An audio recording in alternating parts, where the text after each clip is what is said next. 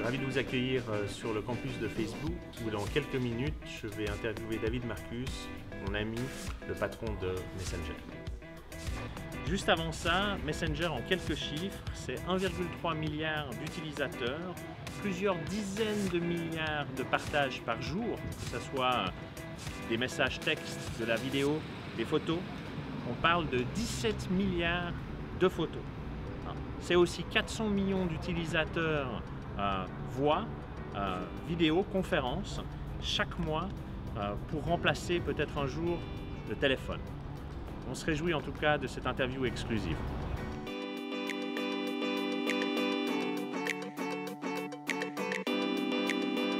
Salut Arnaud. Ça va? Ouais, super. Salam, bienvenue. Bien, merci beaucoup.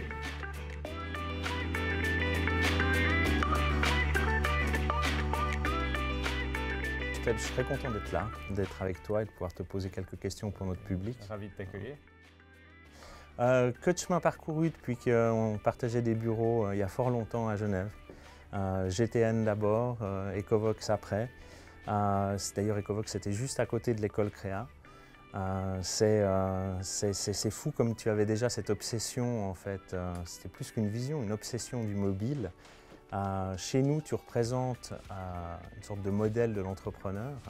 Quel a été le drive qui t'a mené dans cette direction du mobile et des télécoms en général? Écoute, je pense que c'est la tech en général. C'était vraiment cette envie d'aller construire des produits qui allaient améliorer la vie des gens, on va dire, d'une façon ou d'une autre, ou qui allaient faire usage de nouvelles technologies émergentes. Et après avoir passé une année dans une banque sur un parcours très traditionnel genevois-suisse, je me suis rendu compte assez rapidement que c'était trop abstrait et qu'il n'y avait pas de création en fait dans ce process-là. Et donc c'est après cette aventure-là que je me suis lancé en me disant qu'il y avait un vrai problème.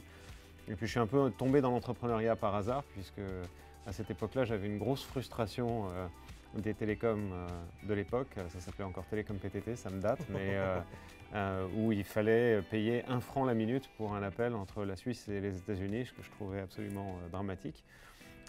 Et donc c'est comme ça que je suis tombé dans le bain de l'entrepreneuriat, on va dire. Mais effectivement en 2007, avec l'arrivée de l'iPhone, juste pour resituer le contexte, à cette époque-là, je dirigeais une start-up que j'avais montée qui s'appelait Ecovox.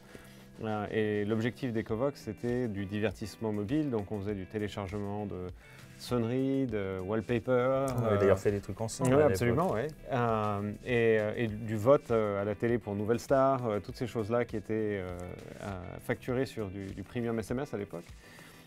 Et avec l'arrivée de l'iPhone en 2007, je me suis dit c'est fini, maintenant les gens ont un browser dans leur téléphone, ils ne vont plus vouloir télécharger des sonneries, etc. On va avoir ça gratuitement sur le web, donc c'est une ère qui prend fin et une nouvelle qui commence. Je me rappelle d'ailleurs à l'époque tu me disais toujours c'est fou comme dans le web les gens ont l'habitude que ça soit gratuit et ils ont l'habitude que dans le téléphone ça soit payant. Complètement. Et à ce moment-là, ce paradigme a complètement changé et donc je me suis dit c'est le moment ou jamais d'essayer de vraiment pivoter la boîte qui marchait très très bien à l'époque, qui avait fait une croissance de plus de 3 fois son chiffre d'affaires de l'année précédente. C'était le moment de vraiment tout chambouler et de tout changer. Donc c'était un peu énergique comme discussion à notre conseil d'administration parce que pas tout le monde voulait tenter l'aventure. Mais après plusieurs mois de tractation, j'ai réussi à convaincre notre conseil d'administration de l'époque, parce qu'on avait déjà des investisseurs institutionnels, de me donner la chance de venir aux États-Unis, de venir dans la Silicon Valley ici, avec un budget relativement limité et un temps relativement court. J'avais pas franchement l'intention de revenir, mais ça c'est une autre discussion. Et pour essayer de tenter l'aventure, de voir si on arrivait à transformer l'essai, finalement la plateforme qu'on avait montée autour d'Ecovox, mais cette fois-ci autour du paiement pour les biens numériques qui étaient à l'époque beaucoup des jeux online, des vidéos, de la musique, etc. Sur le web. Mais en payant avec son mobile. Donc, et incidemment, l'un de nos plus gros clients assez rapidement après ma venue ici, c'était Facebook avec, on se rappelle de Farmville, des jeux de Zynga et autres où il fallait acheter des vaches virtuelles sur des fermes virtuelles et pour utiliser sa carte de crédit pour faire ce genre d'achat, c'est pas super pratique. Et donc on avait une vraie solution à un vrai problème. Et donc quand je suis arrivé ici, j'ai réussi à monter une équipe relativement rapidement. Je suis arrivé en plein milieu de la grosse dépression, on va dire, de 2008, ce qui m'a permis de recruter et d'assembler une équipe au moment où fondamentalement les startups n'étaient pas très activement en train de recruter. Et ensuite, entre 2008 et 2011, on a monté un vraiment gros business sur la partie paiement mobile qui s'est finalement fait racheter à l'été 2011. Je me rappelle très bien de ce jour-là, on était d'ailleurs dans ton jardin, tu courais dans tous les sens. Moi je restais des fois planté avec Fanny et tu me disais je peux rien te dire mais tu verras demain. Voilà. Et demain, le lendemain, l'annonce a été faite. C'était assez la grande surprise. En partie, Arnaud, c'est qui les jeunes rappeurs qu'on voit aujourd'hui au début de la vidéo oui, là C'était une voiture volée Qu'est-ce qui s'est passé? C'est très important de dire que... C'est les étudiants créa qui se sont déplacés. Tout ça n'aurait pas été possible sans eux et sans une équipe créa qui était à San Francisco. Ça va assez vite, juste pour rappeler un peu le parcours de David Marcus. Donc, il avait sa boîte aux Acacias, dans ce qui est aujourd'hui le bâtiment 43. D'ailleurs, on voit encore le logo Zong. Donc, il a fait Ecovox, qui était un opérateur de téléphone et qui gagnait sa vie notamment avec les SMS payants. Ensuite, il est parti en 2008. Quelques jours après avoir parlé à Lyft, d'ailleurs, je me rappelle, c'était en 2008. 3 semaines après, il a fondé Zong. Et Zong a été racheté par eBay, qui ensuite a fusionné ça avec PayPal. Et David est donc devenu CEO de PayPal. Donc il est passé de Genève à CEO de PayPal en 3 ans. Voilà, quelqu'un de relativement brillant. Et donc un jour, il y a un certain Mark qui lui a fait... Comment il appelle les gens, Mark Zuckerberg? Ça, je ne sais pas, mais je sais qu'en tout cas... Il a un attel. Il avait déclaré... D'ailleurs, David avait son off-site board meeting la veille, où ils avaient donc tous les responsables de très haut niveau de Facebook. En tout cas, quand Mark Zuckerberg a recruté David, il avait déclaré dans Wired, le magazine, il avait déclaré c'est une des personnes les plus importantes pour l'avenir de Facebook, puisqu'il va amener vraiment la vision du mobile à Facebook. Et donc c'est ce dont on parle dans la deuxième partie. Oui. On arrive donc... Messenger, Facebook, et puis quelques mots sur son entrée dans Coinbase. On regarde.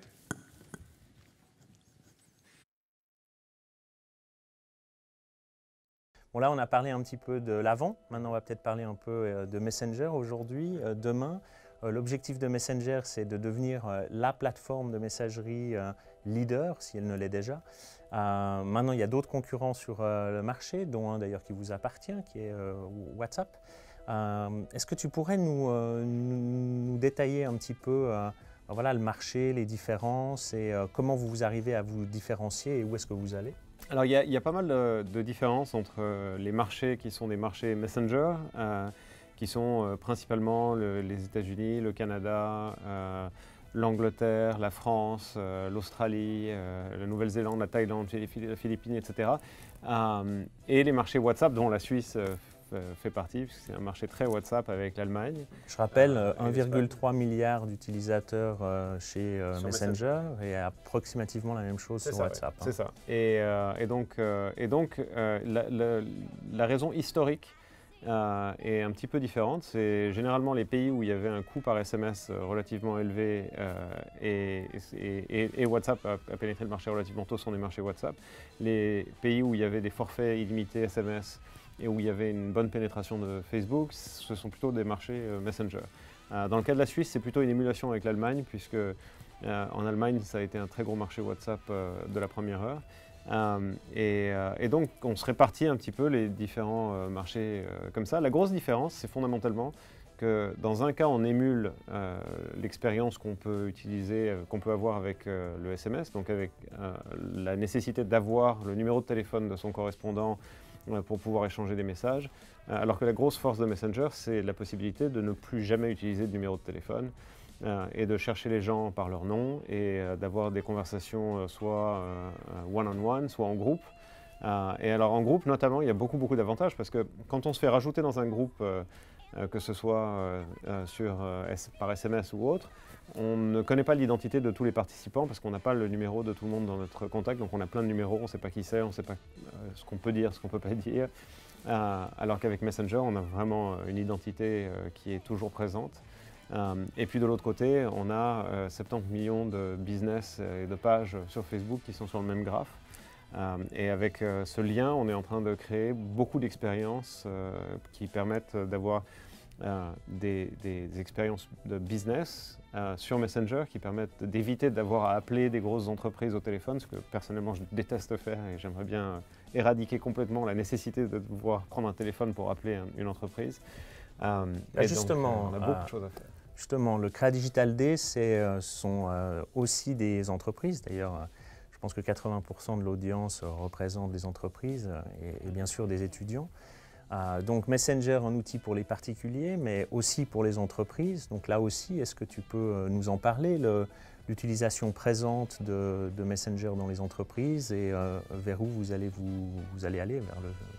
Eh bien, en fait, sur les 70 millions d'entreprises qui sont présentes sur le graphe Facebook, plus de 20 millions répondent à des messages tous les mois. Et on a plus de 200 000 développeurs maintenant sur la plateforme qui construisent des bots et d'autres types d'expériences, que ce soit du marketing ou du brand. Alors je peux donner plein d'exemples, que ce soit Air France ou KLM, ou maintenant quand on réserve un billet d'avion, on peut recevoir directement sa carte d'embarquement sur Messenger, les informations sur le vol, s'il y a un changement de porte ou quoi que ce soit, et le service à la clientèle en même temps. Donc si tu allais manquer ton avion, ce que je ne te souhaite pas parce que sinon tu ne vas pas être de retour pour vendredi, tu peux dire je suis en retard, je vais rater mon avion, est-ce que vous pouvez me mettre sur le suivant? Tu n'as pas besoin de t'identifier, de dire qui tu es, de dire quel vol tu vas prendre, quelle est la référence de ta réservation, puisque tout ça est dans le contexte d'une conversation. Donc ça c'est un des exemples. On en a des centaines d'autres qui maintenant sont des use cases qui ont vraiment trouvé du succès sur Messenger. Ok. Il y a, tiens, je fais un petit lien avec une annonce qui a été faite il y a quelques jours, l'arrêt de M, justement, l'assistant personnel, puisque c'est un petit peu en rapport avec ce que tu viens de parler. Évidemment, ça ne signifie pas l'arrêt de l'utilisation de l'intelligence artificielle, ni chez Messenger, ni chez Facebook. Maintenant, est-ce que tu pourrais nous parler un petit peu de cet arrêt et puis aussi des utilisations que vous faites de cette intelligence artificielle? Alors, ce n'est pas un arrêt du projet, c'est un arrêt de ce pilote en particulier qu'on avait fait. Donc, M, il y a plusieurs facettes de M. Une des facettes, c'était celle-ci, qui était effectivement d'avoir une intelligence artificielle entraînée par des humains qui fondamentalement aidaient à compléter les requêtes qui étaient faites par les utilisateurs. Et en fait, on a appris énormément et on a réussi à développer des modèles de compréhension de langage naturel qui n'existaient pas auparavant avec cette expérience. Et on l'a mis en pratique dans, par exemple, les suggestions M qui sont aujourd'hui disponibles et utilisées par plus de 100 millions d'utilisateurs chaque mois sur Messenger. Et en maintenant 10 langues, comprennent finalement les intentions des utilisateurs au sein d'une conversation pour leur permettre d'effectuer ce qu'ils veulent faire plus rapidement. Donc notamment, par exemple, si on était en train de se parler tout à l'heure dans une conversation Messenger et que tu me disais « Où es-tu J'arrive », j'aurais eu une suggestion de partager ma géolocalisation avec toi en temps réel, de façon à ce que tu puisses voir où je suis, et tu aurais pu réciproquer, on aurait pu se voir sur une petite map avec nos photos de profil, bouger en temps réel. On peut faire ça avec du paiement dans les pays où on a du paiement. On fait ça maintenant de plus en plus avec aussi des parties tierces qui ont développé des solutions pour la plateforme, notamment Apple Music, Spotify ou des fournisseurs de contenu type GIF animé ou autre. Et donc ce n'est pas un arrêt du projet du tout, c'est un arrêt juste du pilote sur lequel il y avait à peu près 1000 utilisateurs qui étaient encore en train de faire des requêtes et qui nous aidaient à entraîner nos modèles. Bon, ça veut dire que tout ça, ça se fusionne un petit peu avec l'usage. Mark Zuckerberg déclarait il y a quelques jours que Facebook avait été développé pour aider à rester connecté, à se rapprocher. C'est pourquoi les amis et la famille restent au cœur de l'expérience proposée. Finalement, est-ce que c'est ça l'objectif de toutes les compagnies du groupe Facebook? Oui, fondamentalement, s'il y a un rôle que Facebook joue dans ce monde, c'est vraiment de rapprocher les gens.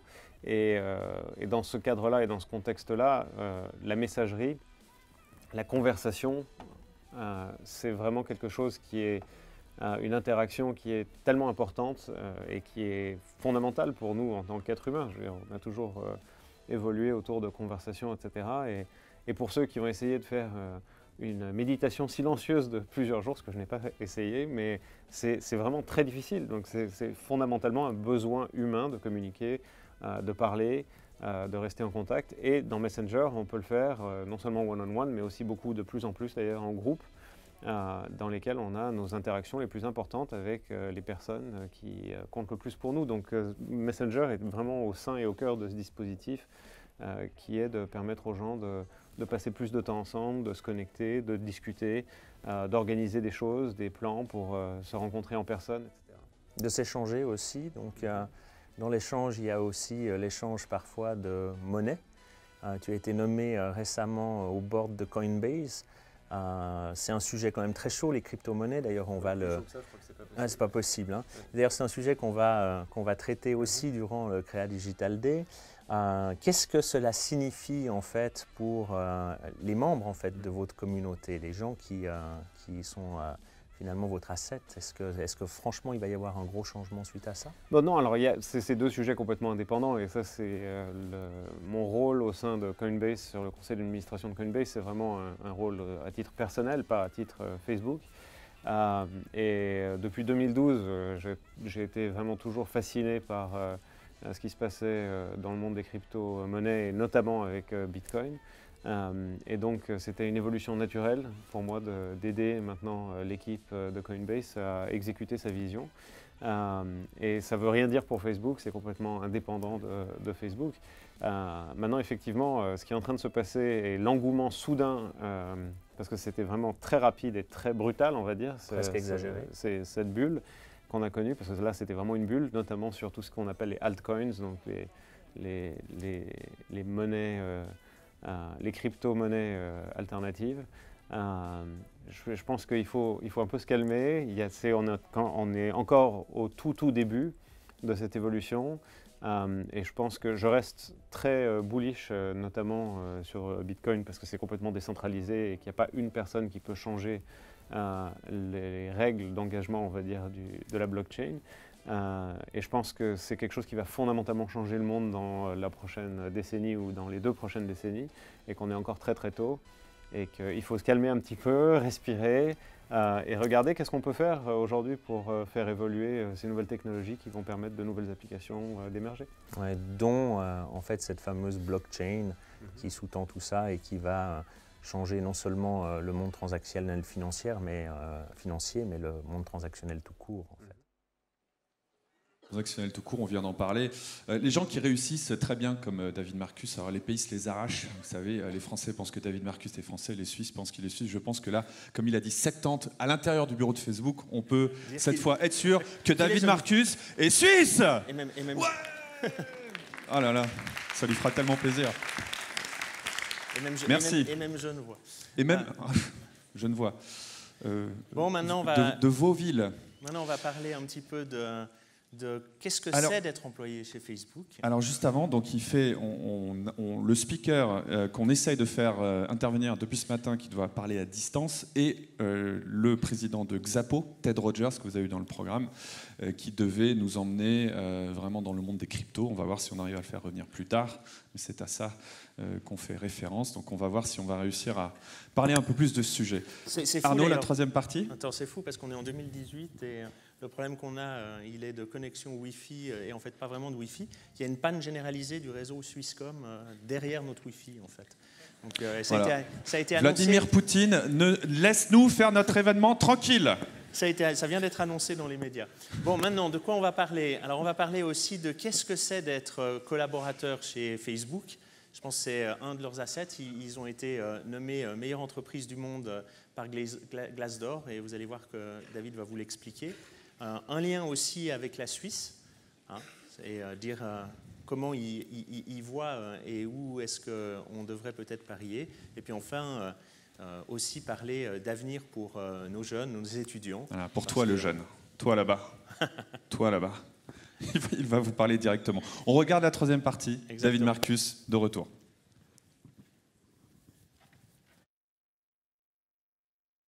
Moi, j'ai un autre sujet qui me tient beaucoup à cœur et qui aussi, pour moi, fait partie des choses qui peuvent changer un peu le monde. C'est en fait les gens à l'intérieur des entreprises, les collaborateurs, les gens qui font l'entreprise, en fait. Et il y a quelques semaines, vous avez été nommé par Glassdoor la meilleure entreprise au monde pour laquelle travailler. C'est quoi la recette? Alors c'est compliqué la recette. C'est compliqué. Alors je dirais que d'abord on est très heureux d'avoir été nommé à la première position parce que ça fait des années qu'on travaille à vraiment améliorer les conditions de travail et l'environnement de travail de nos collaborateurs. Et je dirais que le plus grand secret, c'est la culture d'entreprise. C'est vraiment une culture d'entreprise qui soit ouverte et il n'y a aucun tabou ici. Tout le monde parle de tout avec tout le monde. Tout le monde a la possibilité de venir avec des idées, des concepts, de challenger les choses, etc. Et donc ça, c'est vraiment une grosse partie de la culture. Et puis après, c'est l'environnement de travail que tu as pu capturer avec tes équipes aujourd'hui, qui sont vraiment exceptionnels. Donc on a petit déjeuner, dîner offerts gratuitement dans une panoplie de cuisines différentes. On a des services de teinturerie, on a ce qu'on appelle les micro-kitchens où les gens peuvent avoir un snack ici et là. On a une clinique dentaire, un coiffeur, une vraie clinique. Donc il y a un environnement qui fait que fondamentalement tous les besoins qu'on peut avoir dans une vie quotidienne sont assurés dans le cadre de l'entreprise. Et ça couplé avec l'opportunité, la culture qu'on a et l'impact qu'on peut avoir avec une plateforme qui touche maintenant plus de 2 milliards de personnes tous les mois, ça rend l'endroit, ça rend Facebook finalement l'endroit apparemment le plus attractif où travailler. Je pense que d'un autre côté, les cerveaux qui viennent, puisque c'est une majorité quand même de cerveaux, de gens au QI très élevé, sont quand même attirés par autre chose, par un côté lié plus à l'innovation, non?